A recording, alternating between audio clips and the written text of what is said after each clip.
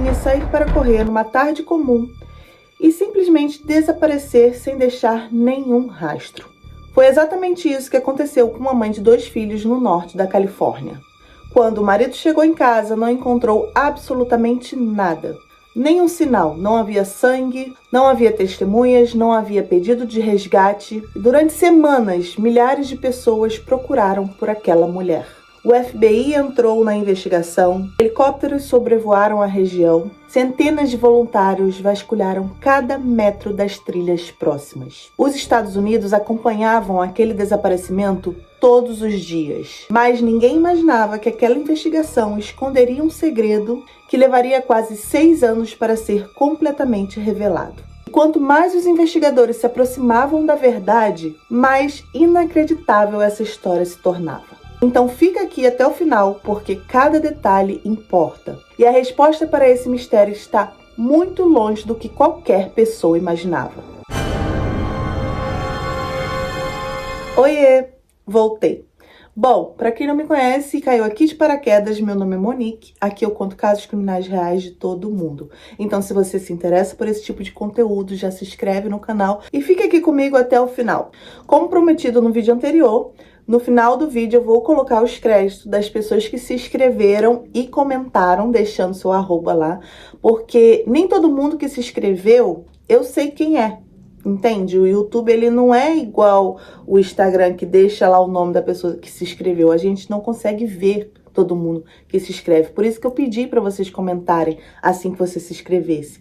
Então, no final desse vídeo, eu vou deixar os créditos a essas pessoas que tiraram um pouquinho do seu tempo e deixaram lá um comentáriozinho para mim no último vídeo. Sem mais, let's go, que eu vou te contar essa história.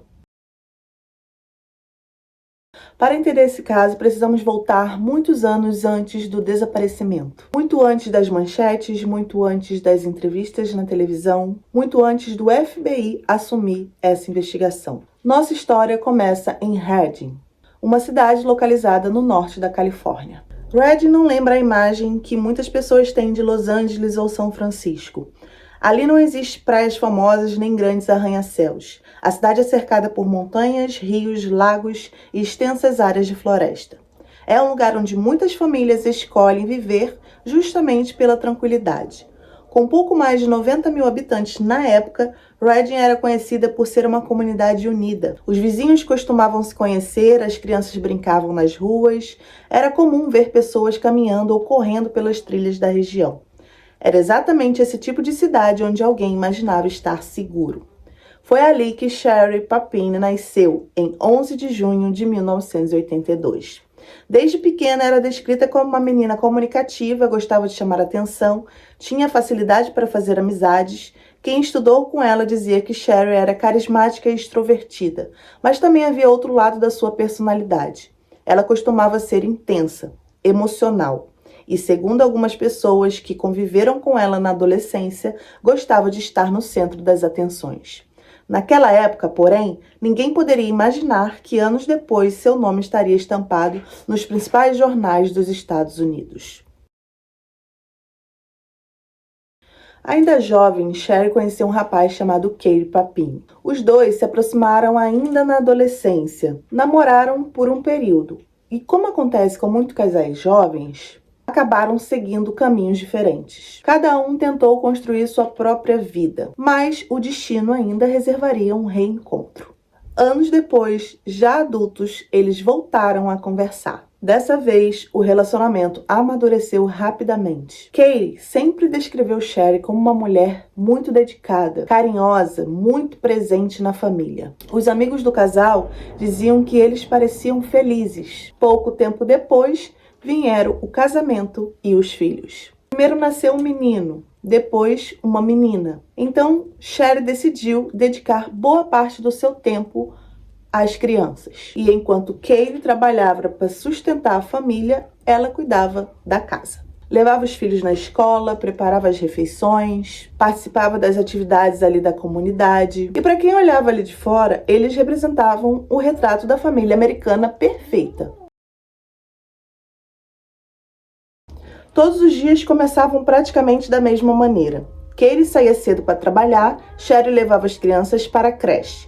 Voltava para casa, organizava a rotina. Em alguns dias, aproveitava a tranquilidade da manhã ou da tarde para caminhar ou correr pelas ruas próximas de casa. Ela gostava de exercícios, gostava de estar ao ar livre. Era comum vê-la usando fones de ouvido quando percorria as estradas arborizadas da região. Nada nessa rotina chamava atenção. Nada parecia fora do normal. Mas existe um detalhe importante. Anos mais tarde, quando os investigadores reconstruíram toda essa história, descobriram que nem tudo na vida de Sherry era exatamente como parecia. Naquele momento, porém, ninguém sabia disso. Nem Katie, nem os amigos, nem a polícia. Então aqui a gente chega no dia 2 de novembro de 2016. Era uma quarta-feira, o outono já tomava conta do norte da Califórnia.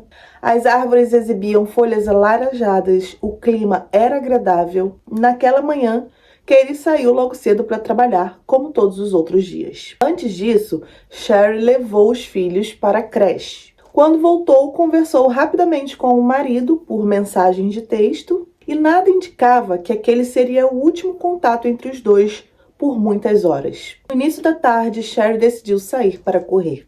Calçou o tênis, vestiu as roupas de corrida, colocou os fones de ouvido, pegou o celular e saiu pela porta de casa. Era um hábito tão comum para ela que nunca ninguém imaginou que algo pudesse acontecer durante esse percurso. Então, as horas se passaram e Sherry não voltou para casa. No fim da tarde, Katie volta do trabalho, chega em casa e não encontra nem a esposa nem os filhos. Então ele decide ligar para a creche e recebeu uma notícia inesperada. As crianças ainda estavam lá. Ninguém havia ido buscá-las. Aquilo imediatamente chamou sua atenção. Sherry jamais esqueceria os filhos. Ele tentou ligar uma vez, 2 vezes, 3 vezes, nenhuma resposta. Mandou mensagens, também não houve retorno. Foi então que Katie decidiu usar o recurso de localização do iPhone para encontrar o aparelho da esposa. O sinal mostrava que o celular estava a poucos quilômetros dali. Katie entrou no carro e dirigiu até o ponto indicado pelo mapa. Quando chegou, encontrou uma cena que jamais esqueceria. O celular de Sherry estava caído no chão. Ao lado dele estavam seus fones de ouvido, os fios estavam enrolados, alguns cabelos permaneciam presos neles, mas Sherry havia desaparecido. Sem testemunhas, sem rastros, sem qualquer explicação. Katie ligou imediatamente para o 911. Naquele momento, ele acreditava que algo terrível havia acontecido. E nas horas seguintes, toda a cidade de Hadron começaria uma busca desesperada por uma mulher que parecia ter desaparecido da face da terra. Então, aqui só para vocês saberem, no início de qualquer investigação sobre desaparecimento, existe uma regra muito conhecida entre os investigadores. As primeiras 48 horas são decisivas. Se Sherry ainda estivesse viva, cada minuto perdido poderia fazer a diferença. Mas, naquele momento, ninguém sabia sequer o que estava procurando. Um acidente? Um sequestro? Ou algo muito pior? Poucos minutos depois da ligação de Katie para o 911, as primeiras viaturas chegaram ao local onde o celular havia sido encontrado. Os policiais isolaram a área imediatamente. Era uma estrada pouco movimentada, cercada por vegetação, muito utilizada por moradores para caminhar, correr ou passear de bicicleta. A cena chamou a atenção dos investigadores. O telefone estava no chão, os fones de ouvido também, mas não havia sinais evidentes de luta, nenhuma mancha de sangue, nenhum objeto quebrado, nenhuma marca de frenagem, nada que indicasse claramente o que havia acontecido. Os agentes começaram a fotografar tudo, cada centímetro do local foi analisado. Os cabelos presos aos fones foram recolhidos. O celular foi encaminhado para a perícia.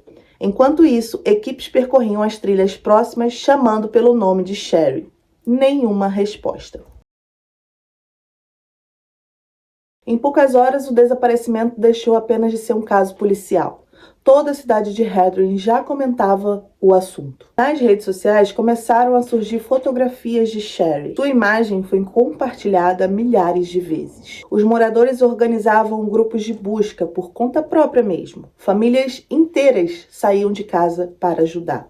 uma mobilização incrível. Voluntários caminhavam por matas, pelas beiras dos rios, estradas de terras e propriedades rurais. Cada pessoa acreditava que poderia encontrar alguma pista, mas os dias passavam e nada aparecia. Quando um desaparecimento apresenta indícios de possível sequestro, é comum que autoridades federais sejam acionadas. Foi exatamente o que aconteceu. O FBI passou a trabalhar ao lado do Departamento do Xerife do Condado de Shasta e da Polícia de Redding. Especialistas em crimes contra crianças e desaparecimentos começaram a reconstruir os últimos movimentos de Sherry. Foram analisadas câmeras de segurança, registros telefônicos, movimentações bancárias, mensagens, tudo o que pudesse indicar para onde ela havia ido. Mas havia um problema. Depois que saiu para correr, Sherry simplesmente desaparecia do mapa. Era como se tivesse sido engolida pela estrada. E aqui nesse momento, enquanto as equipes de buscas trabalhavam sem descanso, Kay vivia um verdadeiro pesadelo. Ele precisava responder às perguntas das polícias, consolar as crianças e, ao mesmo tempo, lidar com a imprensa que já cercavam sua casa. Poucos dias depois do desaparecimento, Kay concedeu entrevistas emocionadas. Em uma dessas entrevistas, ele contou que acreditava que a esposa ainda voltaria para casa. Também dizia que ela jamais abandonaria as crianças por vontade própria e também fez um apelo direto para quem pudesse estar com ela. Ele dizia constantemente: "Por favor, tragam minha esposa de volta." A emoção nas entrevistas comoveu muita gente. Então, milhares de pessoas passaram a acompanhar o caso diariamente. Mas, como acontece em praticamente toda investigação de desaparecimento, os investigadores precisavam considerar praticamente todas as possibilidades, inclusive aquelas mais desconfortáveis.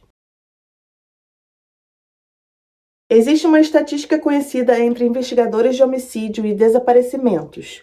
Quando uma pessoa desaparece sem deixar rastros, os primeiros a serem investigados costumam ser familiares e pessoas muito próximas. Não porque sejam culpados, mas porque estatisticamente são quem mais conhecem a rotina da vítima.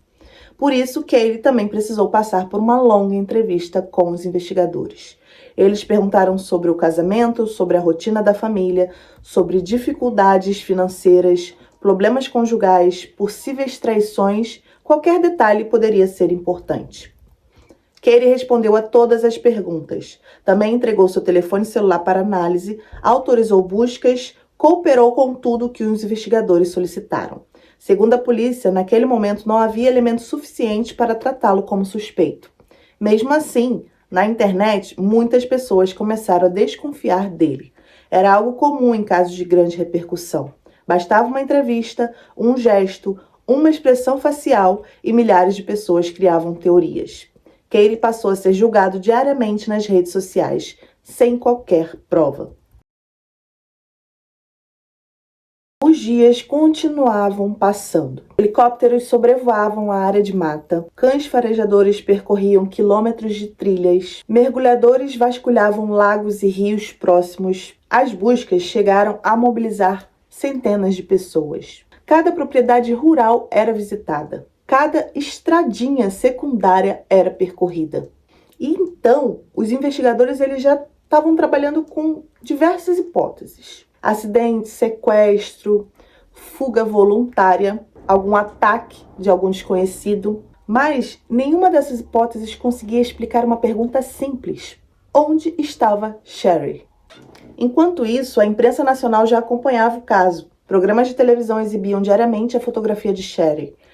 Especialistas eram convidados para comentar o desaparecimento. Cada novo detalhe gerava dezenas de teorias. Alguns acreditavam que ela havia sido vítima de um sequestrador em série. Outros imaginavam que tivesse sido levada por alguém que conhecia sua rotina. Havia até quem acreditasse que ela pudesse ter sofrido um acidente em alguma região de difícil acesso. Mas nenhuma hipótese explicava o desaparecimento completo. Sem testemunhas, sem câmeras, sem pedidos de resgate, sem qualquer contato. Era como se alguém tivesse conseguido apagar completamente seus rastros.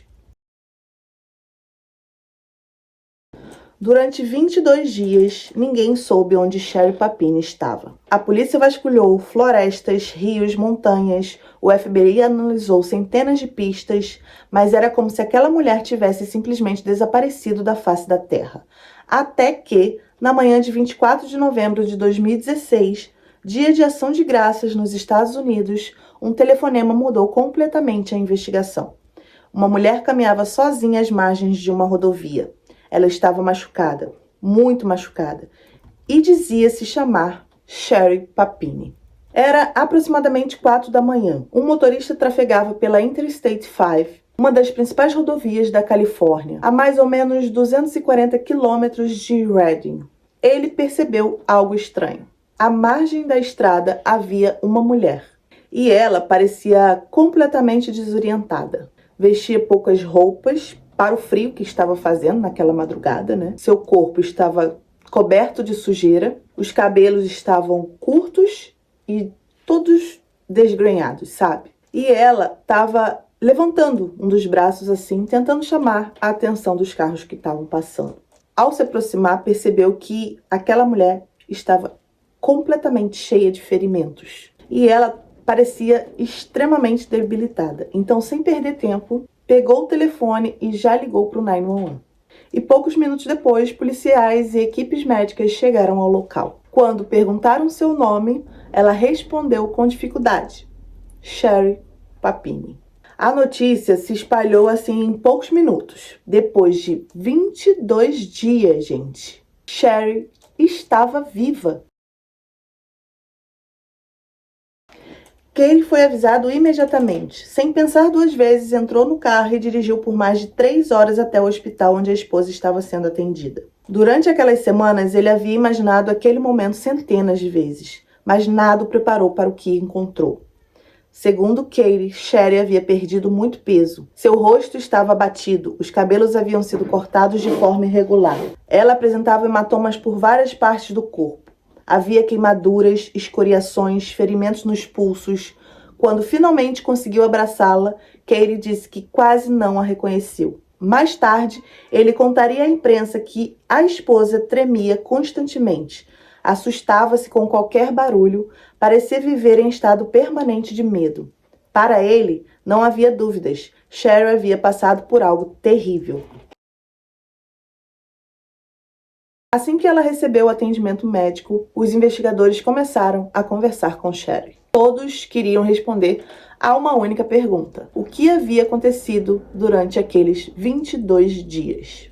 Ainda muito abalada, ela contou uma história impressionante. Disse que, enquanto corria perto de casa, um veículo parou ao seu lado e dentro dele estavam 2 mulheres. Segundo Sherry, elas falavam espanhol entre si. Tinham um rosto praticamente coberto. Ela afirmou que tentou reagir, mas foi dominada rapidamente. Nos dias seguintes, conforme sua condição física melhorava, Sherry forneceu mais detalhes. Segundo ela, passou todo aquele período presa em um local desconhecido. Disse que as 2 mulheres mantinham seu rosto coberto em vários momentos, que quase nunca permitiam que ela visse onde estava. Relatou que recebia pouca comida, pouca água, que era mantida acorrentada por longos períodos. Também afirmou que sofreu agressões físicas frequentes. Segundo seu relato, em determinado momento, uma das mulheres utilizou um objeto quente para marcar seu ombro. Além disso, contou que seus cabelos foram cortados à força. Os investigadores ouviram cada palavra com atenção. Naquele momento, não existia motivo para duvidar dela. Seu estado físico parecia compatível com alguém que havia passado semanas em cativeiro. O caso tomou proporções nacionais. Telejornais interrompiam a programação para trazer atualizações. Especialistas discutiam o comportamento das supostas sequestradoras. Alguns acreditavam que se tratava de tráfico humano. Outros levantavam a hipótese que poderia ter sido um sequestro cometido por criminosos que mudaram de ideia. E também havia quem acreditava que as sequestradoras pretendiam matar Sherry, mas desistiram no último momento. As teorias eram inúmeras, mas todas tinham um pouquinho ali em comum. Quase ninguém se questionava se aquela história era verdadeira. Naquele momento, Sherry era vista como uma sobrevivente, uma mulher que havia conseguido escapar de um verdadeiro pesadelo. Quando a notícia chegou a Reading, a cidade inteira comemorou. Depois de semanas de medo e incerteza, a jovem mãe estava viva. Amigos organizaram homenagens, vizinhos enviaram flores, mensagens de apoio chegaram de todo o país. Katie agradeceu publicamente a todos que participaram das buscas, disse que jamais esqueceria o apoio recebido. Para muitos moradores, aquela história finalmente havia chegado ao fim. Mas, dentro da sala de investigação, os detetives sabiam que o trabalho estava apenas começando. Agora, eles precisavam encontrar as duas mulheres descritas por Sherry, e isso seria muito mais difícil do que imaginavam. Nos meses seguintes, agentes federais analisaram cada detalhe do relato. Artistas forenses produziam retratos falados da suposta sequestradora. Equipes percorriam estradas, revisavam imagens de câmera, conferiram registros de veículos, foram entrevistadas centenas de pessoas. Qualquer pista poderia levar às responsáveis. Mas um detalhe intrigava os investigadores. Mesmo com uma operação gigantesca, ninguém encontrava absolutamente nenhum registro das duas mulheres. Nenhum vídeo, nenhuma testemunha, nenhuma impressão digital, nem um veículo. Era simplesmente como se elas não existissem. Mas ainda assim, ninguém cogitava abandonar aquela investigação. Naquele momento, a polícia acreditava estar procurando duas sequestradoras. Retratos falados foram divulgados. Centenas de denúncias chegaram ao FBI. Durante meses, agentes seguiram pistas em diferentes estados. Algumas pareciam promissoras, outras terminavam em becos sem saída. Parecia apenas uma questão de tempo até que aquelas mulheres fossem encontradas. Mas o que ninguém sabia era que o verdadeiro caminho para solucionar esse caso não passava pelas estradas da Califórnia. Passava por um detalhe microscópico escondido em uma única amostra de DNA. Chegou 2017, depois 2018, em seguida 2019. Para a maioria das pessoas, o caso já havia esfriado. Os jornais deixaram de falar sobre Sherry. A cidade voltou à rotina. Mas dentro do FBI, a investigação permanecia aberta. Os agentes revisavam constantemente todas as provas. Em casos complexos, é comum que novas tecnologias revelem detalhes que antes passavam despercebidos. E foi exatamente isso que aconteceu. Desde o primeiro dia, os investigadores haviam coletado inúmeras amostras biológicas. Roupas, objetos pessoais, material encontrado no corpo de Sherry. Na época, uma dessas amostras apresentava um perfil genético masculino. Os investigadores acreditavam que aquele DNA poderia ter ligação com alguém envolvido naquele sequestro. Mas, em 2016, nenhuma comparação trouxe resultado. Então, o material permaneceu armazenado, esperando durante anos, até que, com os avanços nos bancos de dados genéticos, os investigadores decidiram fazer uma nova comparação. Era quase que uma tentativa de rotina, mas ninguém imaginava que aquele simples procedimento de rotina mudaria todo o rumo da investigação. Durante quase 4 anos, os investigadores acreditavam que aquele perfil de DNA poderiam levá-los às duas mulheres descritas por Sherry. Depois de centenas de pistas falsas, aquele era realmente o primeiro indício concreto. Os agentes localizaram o homem rapidamente. Ele morava em outro estado, não possuía antecedentes por sequestro, nunca havia sido investigado por crimes violentos, levava uma vida completamente comum. Mas havia um detalhe: ele conhecia Sherry e conhecia muito bem. Quando os agentes chegaram até aquele homem, ele ficou completamente surpreso. Eles explicaram que estavam investigando o desaparecimento de Sherry Papini. Perguntaram se ele conhecia aquela mulher. Ele respondeu imediatamente: sim, conheço. A resposta chamou a atenção dos investigadores. Até aquele momento, eles acreditavam estar diante de alguém ligado às sequestradoras. Mas, conforme a conversa avançava, perceberam que a relação entre os dois era muito mais antiga. Anos antes de Sherry conhecer Katie, os dois haviam namorado. Era um relacionamento que já fazia parte do passado. Ou pelo menos era isso que todos acreditavam. Os investigadores aqui então fizeram a pergunta que parecia mais importante. Você sabe como seu DNA foi parar nas roupas de Sherry? O homem ali permaneceu alguns segundos em silêncio. Depois ele respondeu algo que fez os agentes pararem de escrever. Ele respondeu: porque ela estava comigo. A sala ficou em silêncio. Os investigadores imaginaram que ele estava falando de muitos anos antes. Então eles repetiram e ele continuou.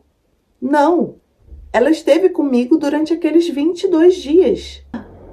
Naquele instante, pela primeira vez em 4 anos, a investigação mudou completamente de direção. Os agentes pediram que ele contasse tudo desde o início. O homem explicou que, dias antes do desaparecimento, Sherry havia voltado a entrar em contato com ele. Segundo seu relato, ela parecia abalada emocionalmente. Disse que estava passando por problemas pessoais.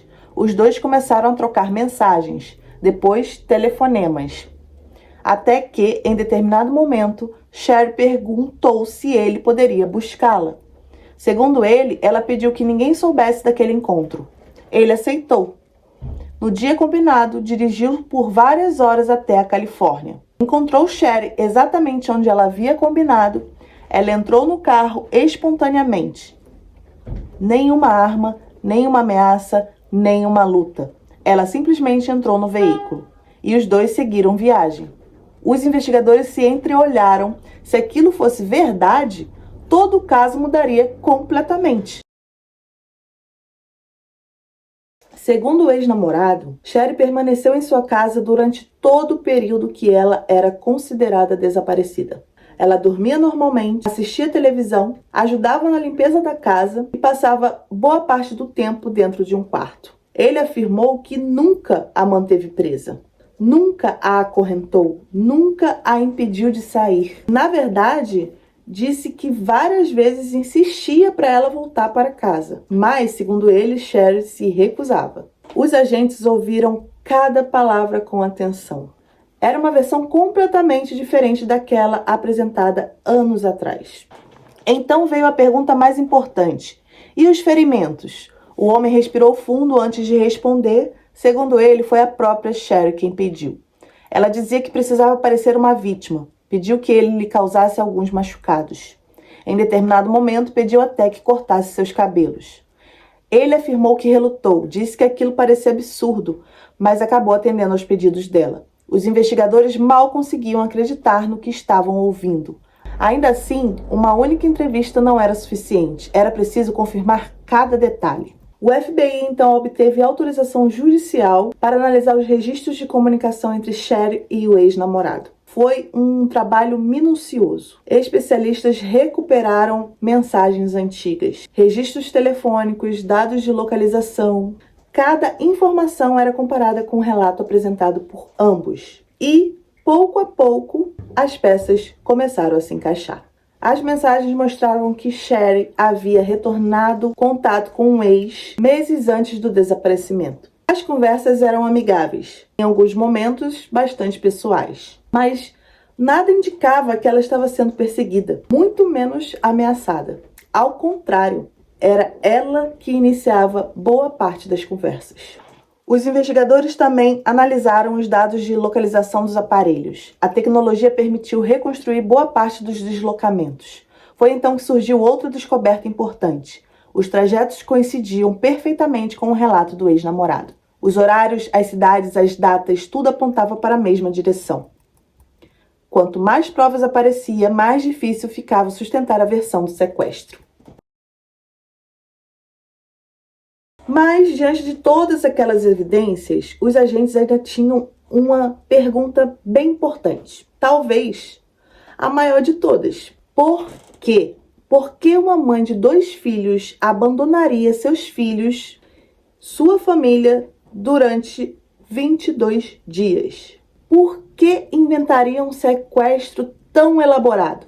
Qual seria o motivo? Os investigadores sabiam que apenas uma pessoa poderia responder essas perguntas: Sherry Papini. E eles decidiram chamá-la novamente para uma nova entrevista. Ela acreditava que seria apenas mais uma conversa sobre o caso. Mas dessa vez, os agentes já conheciam uma verdade que ela nem imaginava. Durante quase 6 anos, Sherry Papini foi vista como uma sobrevivente, recebeu apoio da comunidade, mobilizou o FBI, comoveu milhões de pessoas, mas agora ela voltava a entrar em uma sala de interrogatório. A diferença era que, dessa vez, os investigadores sabiam muito mais do que ela imaginava. Em agosto de 2020, os agentes do FBI marcaram uma nova conversa com Sherry. Aparentemente, era apenas uma atualização da investigação. Ela chegou tranquila, sentou-se diante dos investigadores, ainda acreditava que estava ajudando a polícia a encontrar as 2 mulheres que, segundo ela, a haviam sequestrado. No início, as perguntas foram semelhantes às de anos anteriores. Ela voltou a descrever o carro, falou das 2 mulheres, repetiu detalhes do suposto cativeiro. Nada parecia diferente. Mas aquela entrevista tinha um objetivo completamente diferente. Os investigadores não queriam mais descobrir quem havia sequestrado Sherry. Eles queriam descobrir se ela continuaria sustentando a mesma versão diante das novas provas. Pouco a pouco, os agentes começaram a fazer perguntas mais específicas. Perguntaram sobre pessoas do passado, sobre antigos relacionamentos, sobre contatos que ela havia retomado pouco antes do desaparecimento. Sherry negou qualquer envolvimento. Disse que não havia encontrado nenhum ex-namorado. Insistiu que tudo o que havia contado desde 2016 era pura verdade. Nessa hora, os investigadores não a interromperam, deixaram ela falar. E quanto mais detalhe ela acrescentava, mais comprometida ficava sua própria versão. Foi então que um dos agentes fez uma pausa, olhou para Sherry e disse em outras palavras: "Nós encontramos o homem cujo DNA estava nas suas roupas." Pela primeira vez durante as entrevistas, o clima mudou. Os investigadores explicaram que aquele homem havia colaborado com a investigação, que entregara seu telefone, suas mensagens, que autorizara a coleta de DNA e, principalmente, que havia contado exatamente onde Sherry esteve durante aqueles 22 dias. A partir daquele momento, a versão do sequestro já não se sustentava diante das evidências reunidas pelo FBI. Em março de 2022, quase 6 anos depois do desaparecimento, o Departamento de Justiça dos Estados Unidos anunciou as acusações. Sherry Papini foi acusada de fazer declarações falsas a agentes federais do FBI, cometer fraude postal relacionada ao recebimento de recursos do Fundo de Compensação para Vítimas da Califórnia e outros benefícios obtidos com base na falsa narrativa de sequestro. Segundo a acusação, a falsa investigação consumiu enormes recursos públicos. Centenas de agentes trabalharam no caso. Helicópteros foram utilizados. Horas de investigação foram dedicadas a seguir pistas que nunca existiram. Além disso, Sherry recebeu mais de $30 mil em benefícios destinados a vítimas de crimes, valor que, segundo a promotoria, foi obtido de forma fraudulenta. Inicialmente, Sherry declarou-se inocente. Mas, conforme o processo avançava, as provas reunidas pela acusação tornavam a defesa cada vez mais difícil. Em abril de 2022, ela firmou um acordo entre os promotores. No acordo, admitiu ter inventado a história sobre o sequestro e aceitou a responsabilidade pelos crimes. Também concordou em restituir os valores recebidos indevidamente. Foi uma mudança significativa. Durante anos ela havia sustentado a versão do sequestro e agora, oficialmente, reconhecia que tudo havia sido uma mentira. Em setembro de 2022, Sherry Papini foi sentenciada. O juiz destacou que o caso não afetou apenas a família ou os investigadores. Segundo ele, a falsa denúncia desviou recursos que poderiam ter sido usados para ajudar vítimas reais. Também observou que a história provocou medo em toda a comunidade, especialmente por envolver a falsa descrição de 2 mulheres hispânicas como sequestradoras. Ao final do julgamento, Sherry foi condenada a 18 meses de prisão federal, seguidos de um período de liberdade supervisionada. Além disso, foi obrigada a pagar mais de $300 mil em restituições, incluindo custos de investigação e os benefícios recebidos de forma indevida. Katie Papini, que durante anos acreditou na versão da esposa e ainda participou das buscas, pediu o divórcio após a revelação do caso. A prioridade passou a ser proteger os 2 filhos do casal. Muitos amigos e moradores de Herndon diziam se sentir traídos. A comunidade que havia organizado buscas arrecadado recursos e acompanhado cada etapa da investigação, descobriu que grande parte da história que conhecia nunca havia acontecido. E até hoje, o caso continua sendo debatido. Mas, independente das interpretações, uma coisa permaneceu incontestável. A investigação do FBI demonstrou que o desaparecimento não ocorreu da forma de como havia sido contado. Então é isso pro caso de hoje. Para quem ficou comigo até o final, muito obrigada. Eu sei que vocês que ficam até o finalzinho do vídeo não largam minha mão. E agora eu quero agradecer as pessoas que foram lá no meu último vídeo, se inscreveram e colocaram um nomezinho lá no comentário para eu poder saber a carinha de vocês, para eu conhecer melhor vocês. Vou dizendo que assim, teve mais inscritos naquele vídeo, mais do que eu vou colocar aqui os nomes, tá? Mas só que, como eu falei antes, a gente não consegue ver os inscritos. A gente recebe os inscritos, mas não consegue ver igual no Instagram. Então você tem que comentar lá para eu ver a carinha de vocês, para eu conseguir identificar quem são as pessoas que se inscreveram. Vou falar o nome aqui, não sei se eu vou pronunciar certo, mas eu vou colocar aqui a fotinho do comentário de vocês, tá? Peraí, queria agradecer. Ai, gente, fiquei muito feliz, muito obrigada. Nem sei como agradecer, é um pouquinho, porque eu posso agradecer isso aqui. A Sil Bittencourt, que comentou. A Poliana Queiroz.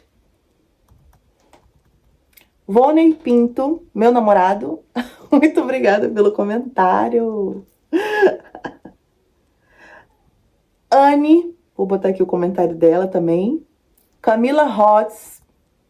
Marcos José dos Santos, obrigada por seguir o canal. Eu não sei se eu vou falar esse nome certo, tá? Mas me corrija aqui se eu tiver errado, mas eu vou deixar aqui o print do seu arroba. Romar. Ih, gente. Romar. Romar. Sou ruim, hein? E tem também a Cleusa Mendonça, obrigada, Cleusa. E o Carlos Costa dos Santos. Muito obrigada, pessoal. Eu fico muito feliz quando vocês gastam um minutinho do tempo de vocês, que eu sei que é muito corrido, para assistir meu vídeo e ainda comentar. Eu sei que isso é muito difícil, mas eu queria agradecer com todo o meu coração. E eu tô muito feliz que o canal tá crescendo e a gente vai junto nessa batalha, tá? Fiquem bem, gente. E até o próximo vídeo. Até semana que vem. Tchau!